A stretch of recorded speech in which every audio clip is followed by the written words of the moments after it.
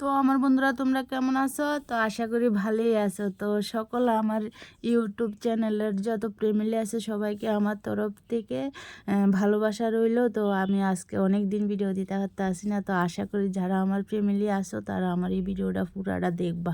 তো আমি প্রথমে আজকে অনেক দিনে ভিডিও দিই না, আমার একটা সমস্যার কারণে। তো আজকে আমি ভাবলাম যে একটা নিরামিষ সবজি কইরা দিয়া দিই।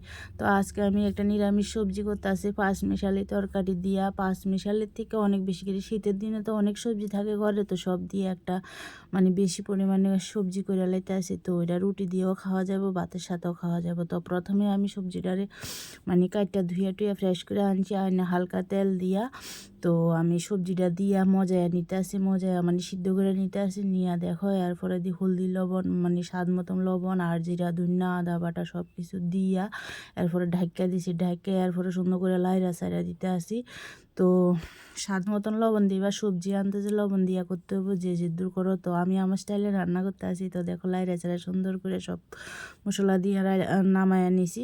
তো এদিকে সম্বাদ দিয়ে দেবো। দেখো প্রথমে কড়াইয়ের মধ্যে তেল দিছি, তেলটা গরম হয়েছে, শুকনো লঙ্কা দিছি আর পাঁচফোড়ন দিয়া সবজিটা ঢাইলা দিছি, দিয়া সুন্দর করে লাড়া চাড়া দিয়া দিতে আসি সুন্দর করে। দেখো তো আমি এদিকে আবার সিদ্ধ করা সরবিসিও অ্যাড করছি, আর সিদ্ধ করা সরবিসিটা দিলে খেতে আরও অনেক টেস্টি। তো দেখো এদিকে আমি এখন সবজিটা নামায় নিতে আসি। তো নামায় শাসি আবার ধনিয়া পাতা ছিটিয়ে দিছি উপরে। আর শীতের দিনে যে কোনো সবজির মধ্যে যদি ধনিয়া পাতা দিত আর কোনো কথাই নাই।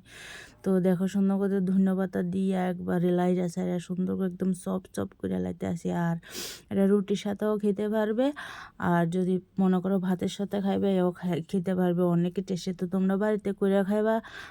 ঘরে অনেক সময় সবজি ফচ্চা জায়গা ফালানি যা, তো কি দরকার সব কিছু কাটতে একবারে সুন্দর করে একটা নিরামিষ সবজি করে লাইলে চলে। তো দেখো ভিডিওটা পছন্দ হলে একটা লাইক করে দিবা, আর আমার চ্যানেলটা